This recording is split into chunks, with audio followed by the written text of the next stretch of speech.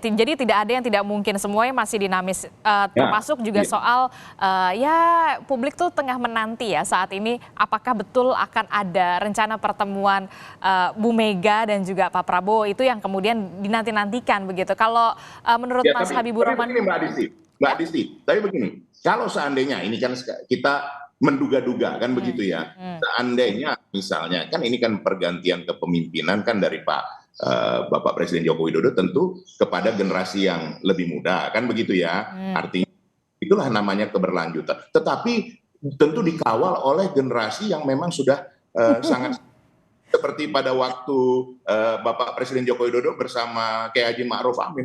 Apa itu tidak mungkin? Boleh-boleh saja. Nah, Nggak boleh. apalagi itu last minute waktu itu ya.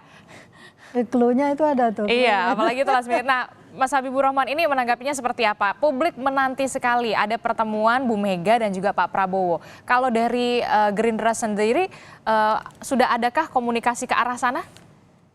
Ya, sejujurnya tidak ada hambatan psikologis ya, kami dengan PDI Perjuangan. Hmm. Kita tahu bahwa bagi Gerindra, ya PDI Perjuangan itu kan cinta pertama. Ya.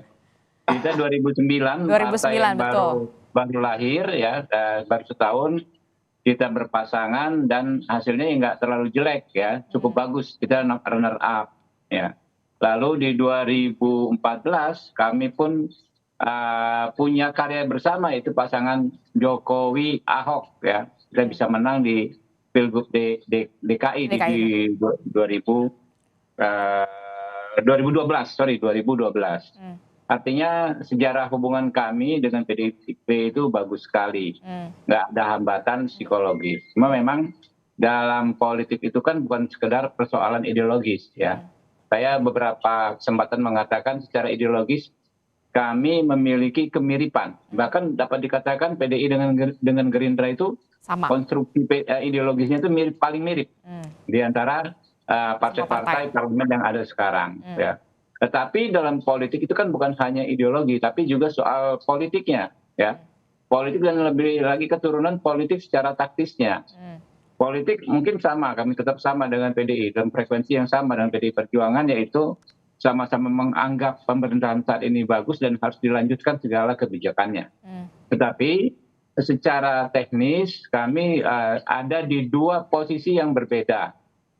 Kami sudah ditetapkan Pak Prabowo oleh Rapimnas Partai Gerindra sebagai capres, dan kemudian penetapan ini juga diikuti oleh dukungan dari partai-partai politik, Golkar, ya, kemudian PAN, PBB, ada juga ya beberapa partai lain. Ya, jadi dengan demikian ya, terakhir Partai Demokrat ya, dengan demikian saya pikir justru ini kondisi yang bagus. Ya. Di sisi lain kan kita tahu Pak Ganjar sudah didukung sahabat-sahabat kami PDI Perjuangan menjadi capres, dan tentu itu hasil kongres yang rasanya hampir nggak mungkin berubah ya. Kalau saya tahu karakter PDI Perjuangan adalah partai besar ya, 2 kali menang pemilu, masa mau call-nya rendah, call wapres. Tentu tidak sopan juga bagi kami untuk berkomunikasi dengan memberikan tawaran yang tidak pas. Ya. Dan di sisi lain kami nggak bisa mundur juga, gitu loh. Jadi Nah, nampaknya kan di sini ya. masih ada. Sorry. Ini kan teknis ya. Artinya gini, pemilu itu memang ada sisi ideologis, ada sisi teknis. Sisi ideologinya adalah bagaimana sikap kita soal orientasi pemerintahan ke depan, itu ideologis. Tetapi secara teknis, siapa yang memenangkan? Toh semuanya adalah putra-putra terbaik bangsa. Itu yang selalu dikatakan Pak Prabowo. Perbedaan pilihan tidak perlu membuat kita berpecah belah sebagai sesama anak bangsa. Pak Prabowo sadar dan selalu mensosialisasikan kepada kader-kadernya atau bahkan kepada publik bahwa pasti apa yang ada di kepala Pak Ganjar, apa yang ada di kepala Pak Anies Baswedan bahkan adalah merah putih, adalah hal-hal yang terbaik untuk bangsa ini. Jadi ya kan, jadi yang positifnya ya dari situasi ini adalah bahwa kita nggak akan ada ketemu lagi yang namanya politik gontok-gontokan, ya, politik saling menyerang, ya politik perpecahan yang antagonis. Tentu kita akan menjalani dengan suasana yang guyup rukun. Karena dua leader di survei setidaknya ya, Pak Prabowo dan Pak Ganjar kan bergantian memimpin survei ya. Dan yang di bawahnya mohon maaf agak ketinggalan lah ya. Nah, itu dalam frekuensi yang sama. Jadi Pak Prabowo yang menang, kami akan menyampaikan sama aja Pak Ganjar dan PDIP ikut menang karena idealismenya tentu akan kami perjuangkan. Begitu juga kalau Pak Ganjar yang menang, ya kami juga akan merasa menang. Kenapa? Karena secara ideologis banyak idealisme kami yang bisa kami titipkan ke Pak Ganjar. Kurang lebih begitu. Oke, tapi bukankah kemudian tadi kan Mas Habibur Rahman mengatakan dari segi survei ini dari Pak Ganjar dan juga Pak Prabowo ini bisa dikatakan ya salip-salipan. Kalau tidaknya bersatu begitu ya kemudian bukannya justru lebih solid, lebih kuat begitu Mas Habibur Rahman? Ya kan ada banyak hal ya, kenapa orang mau maju sebagai capres dan cawapres? Kenapa partai ingin kadernya atau ingin tokoh yang didukungnya maju sebagai capres dan cawapres? Banyak, misalnya ya soal kotel efek dan lain sebagainya untuk menyelamatkan sisi legislatif beberapa partai tersebut. Nah, itu juga nggak bisa kita abaikan karena membangun dan mempertahankan partai juga salah satu tugas politik yang penting. Oke, kita ke Bu Lely. Bu Lely, kalau melihat tadi komunikasi antara Bang Eriko, kemudian ada Mas Habibur Rahman, ini sama-sama sepertinya masih kekeh begitu ya, capres dua-duanya baik itu Pak Prabowo dan juga Pak Ganjar. Tapi kalau melihat komunikasi politik yang dikatakan Mbak Puan, kemudian Mas Ganjar yang mengatakan ada kemungkinan untuk bertemu Bu Mega dan juga Pak Prabowo. Apa yang dilihat dari Prof. Lely? Sebenarnya kalau tadi Disti menyimak narasi keduanya, justru sangat cair ya, sangat cair. Justru clue-clue diberikan bahwa sejatinya mereka itu siap berkoalisi. Kalau saya tangkap gitu ya, siap bersatu di dalamnya. Cuma memang kan politik itu kan adalah seni untuk menjadikan yang tidak mungkin itu menjadi mungkin. Nah, karena itu maka dari narasi keduanya aja sebenarnya saya simak benar nih tadi. Saya bisa menangkap peluang untuk bersama itu ada. Tinggal tadi Bang Eriko memang bilang, misalnya di detik terakhir kita lihat positioning hasil surveinya seperti apa. Kalau ternyata Pak Prabowo cuma 35, Ganjar 40, berarti mana yang lebih tinggi. Atau tadi Bang Habibur bilang, kalau lihat dari positioning di DPR, kan kursi PDIP lebih banyak, sementara Gerindra lebih sedikit. Nggak dikit amat, lebih sedikit-dikit aja gitu kan. Jadi dua-duanya sebenarnya bisa dipertemukan. Jangan lupa bahwa mozaik pesan politik, potongan-potongan pesan politik yang disampaikan Pak Prabowo dan Mbak Puan pun demikian. Tadi Mas Habibur juga bilang soal cinta lamanya. Iya, 2009. Boleh jadi, ya 2009. Saya juga menjadi saksi karena saya waktu itu juga melakukan survei juga dalam kategori yang sama. Saya melihat chemistry yang terbangun. Artinya ini kan bukan soal Pak Prabowo sama Ganjar, tapi soal Pak Prabowo sama Bu Mega juga. Jadi jangan lupa di PDIP itu penentunya adalah Bu Mega. Jadi kalau nanti ketemu chemistry-nya, hasil survei menunjukkan kepaduan yang sama, cohesiveness-nya nampak, maka bisa saja itu terjadi. Kalau seandainya harus 2 putaran, mereka mempertimbangkan hal yang lebih besar. Jadi pertimbangan politik itu dibarengi juga dengan pertimbangan rasional di kalangan para politisi handal ini.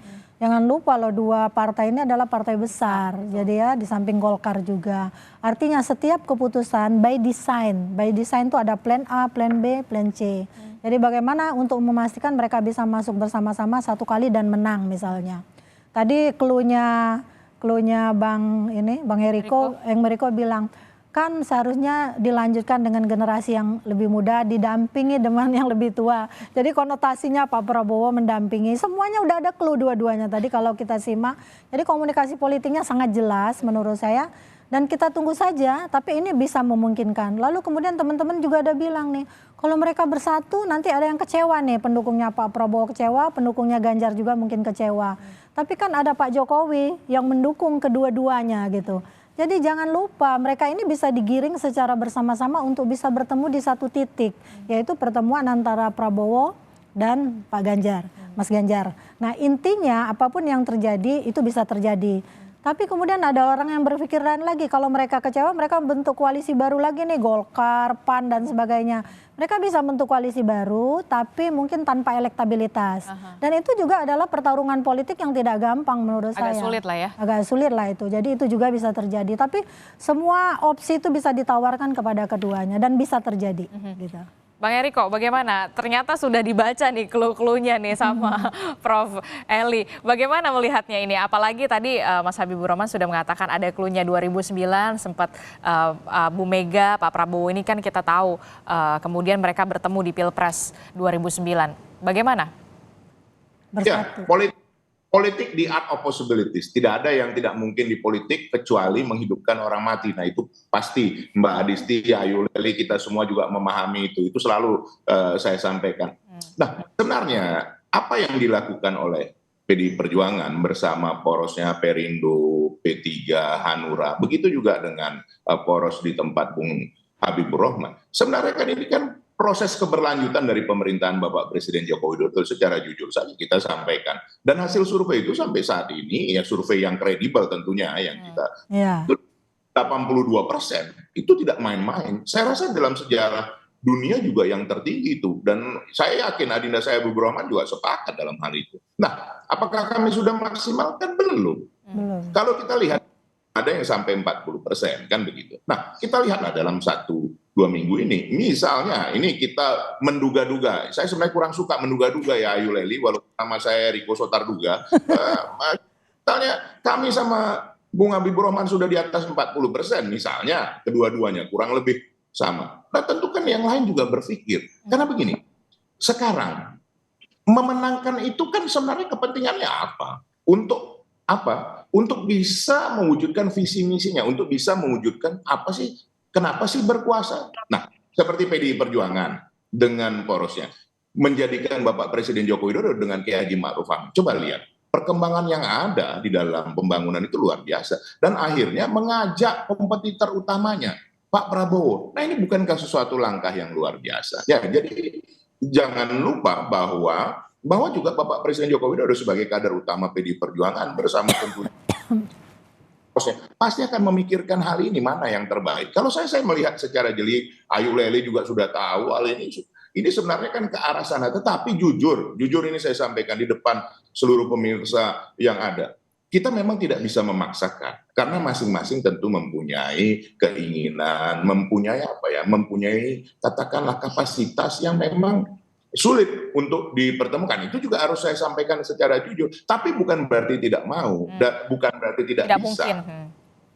Nah, kalau dilihat tadi Bung Habibur Rahman sudah sampaikan itu hasil Rapimnas di Gerindra. Kalau di PDI Perjuangan Kongres itu institusi tertinggi dan dalam komunikasi selalu Ibu Mega sampaikan konsistensinya dan poros Gerindra juga poros Pak Prabowo menyadarin hal seperti itu. Jadi ini ya tinggal hanya sebenarnya pembicaraan, ya biarlah beliau-beliau nanti yang menentukan itu. Itu clue lagi itu. Oke, tadi Prof. Leli bilang clue lagi tuh ya kan? Clue lagi yang dikatakan oleh Bang Eriko. Apakah kemudian akan bisa mereview kembali pada saat 2009 pada Pilpres itu kalau tidak salah kan Bu Mega dan juga Pak Prabowo itu last minute sekali ya. Kemudian bisa menyatu. Bisa dikatakan, apakah kemudian ini bisa juga terjadi kembali di 2024? Kita akan saksikan dialognya nanti usai jeda. Tetaplah bersama kami di Sapa Indonesia Pagi.